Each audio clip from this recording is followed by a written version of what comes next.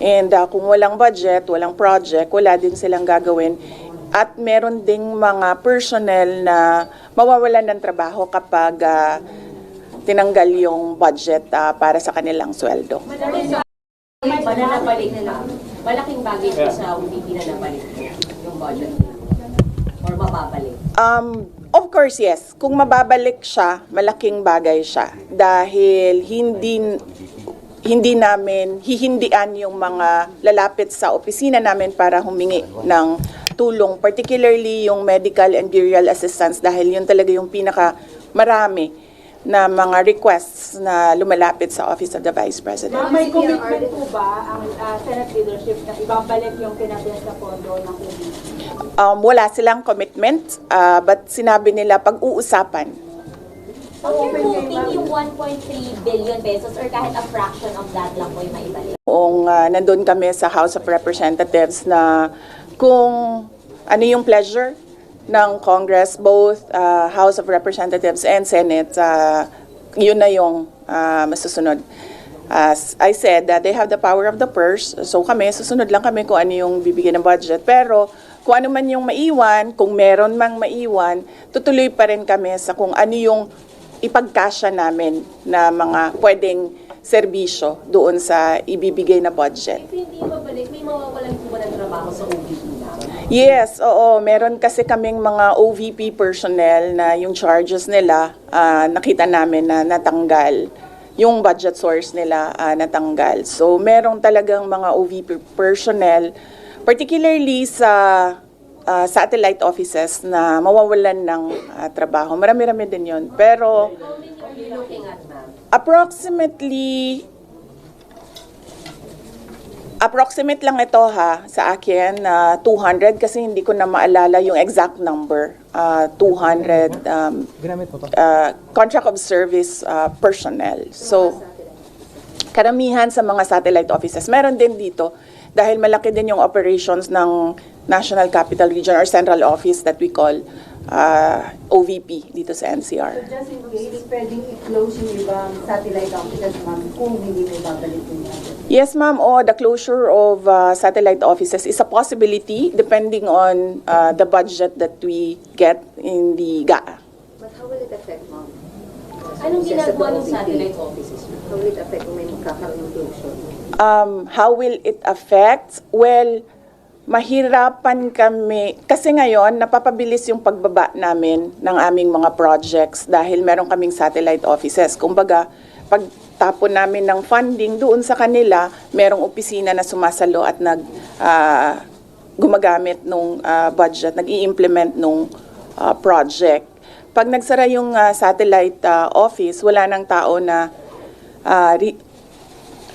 tatanggap nung budget at mag-implement nung project. Would you care to comment about President Duterte po na kumaharap po sa investigasyon ng Kamara? Wala. Hindi pa kami nagkausap ni President Duterte and hindi ako nanood noong hearing ngayon sa House of Representatives kasi nag-prepare kami. We did not know what will happen in the Senate OVP budget hearing, so we were preparing for that. What do you intend to watch, ma'am? We'll see.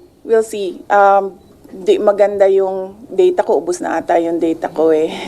But what's your take, ma'am, na hindi attended the Quadcom? Well, ang pag-attend naman sa hearing tulad ng sa nangyayari sa amin sa Office of the Vice President, sa personal decision talaga ng tao na inimbita, no? Tulad sa amin, yung iba gusto pumunta, yung iba inuuna nila yung trabaho nila. So, pero sinasabi naman nila, ini-explain nila ng maayos kung bakit makakarating or hindi makakarating. And nagko-cooperate naman yung pumupunta. So it's a personal decision kung mag-attend or Do hindi. you expect a fair hearing for your father sa Quadcom? Of course not. No, I do not expect fairness. Last question. Pero you didn't even Why, discuss. ma'am? Ma'am, why po? Because it's clearly a political persecution. Nakita ko na nga, ilang beses ko na inulit, no? Last year pa lang, even if approved naman sa NEP yung budget ng OVP, pagdating namin sa House of Representatives, binanatan kami ng binanatan, pinalabasan kami ng AOM, ng COA, sunod-sunod.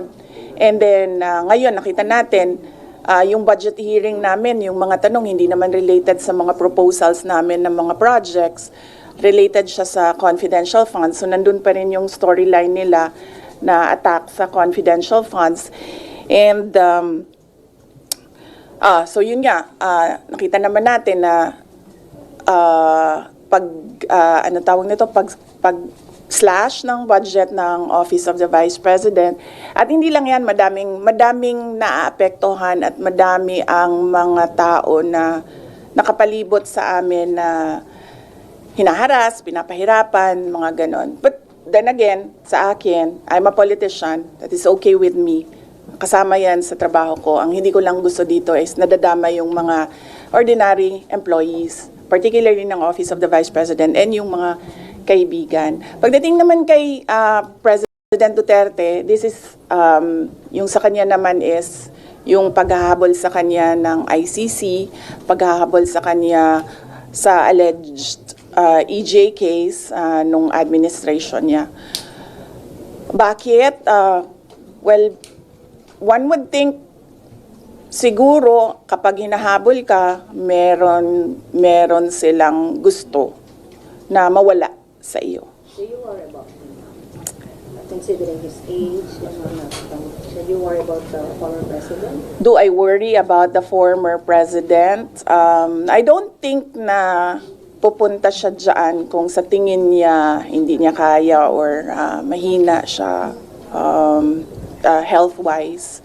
So, he'll be okay. So, bakit tingin nyo hindi magkakaroon ng fair hearing si Pangulo sa Quadcom? Why do you think it will not be fair? Tulad na lang din ng experience namin sa House of Representatives, no? They use the rules according to their pleasure. Yung rules ng House of Representatives. Makikita natin na kahit unconstitutional na, yung rules ay ginagamit pa rin. Kahit wala sa rules, ay gumagawa sila ng rules as they go along, as they do their hearings. In fact, the very reason kung bakit hindi ako nag-oath noong first time ako umattend ng kanilang hearing, because their rules do not require an oath for a resource person. Clear doon sa rules nila. Nakalagay doon, witnesses lang ang nag-oath. Pagkalagay naman nila sa akin doon, resource person. So, nakikita mo, ako, kasi ako, wala namang mawawala sa akin. So, I can stand my ground and say na no, hindi ako mag-oath. Pero yung mga maliliit na tao, na ordinary employees na tinatakot, pinapahiya, syempre, they cannot say, oh, no, I will not take my oath because hindi naman required ng rules yan. Wala nang rules doon, kung makikita ninyo. Wala nang rules doon sa House of Representatives. In fact, Last question, can you wrap up your question? yes. Sabi po ni former President Duterte sa House, dapat nga daw po madaliin na or hurry up dun sa ICC. How should we interpret that? Exactly as it is. Gusto niya na siguro na ipagsabay na yung investigation ng Quadcom sa EJK and ng ICC sa EJK para siguro magawa na at matapos na. But does that mean kinikilala niya na yung jurisdiction ng ICC? Well, that I do not know. That is a question that has to be answered by the lawyer of former president. Ma'am, did you at least try to discourage him from attending? Yes. The hearing? Yes. Kailan po ba hindi kayo pumunta talaga sa hearing ng House? Hindi na nila ako iniimbita. The last time na inimbita nila ako was yung first. Hindi nga ata ako inimbita eh. Inimbita ba ako nung first? Parang hindi, no? Pero pag inimbita, Nung first lang, the very first hearing na imbita ako. And then after nun, I've not received invitations from the Good Governance Committee. if they invite you na.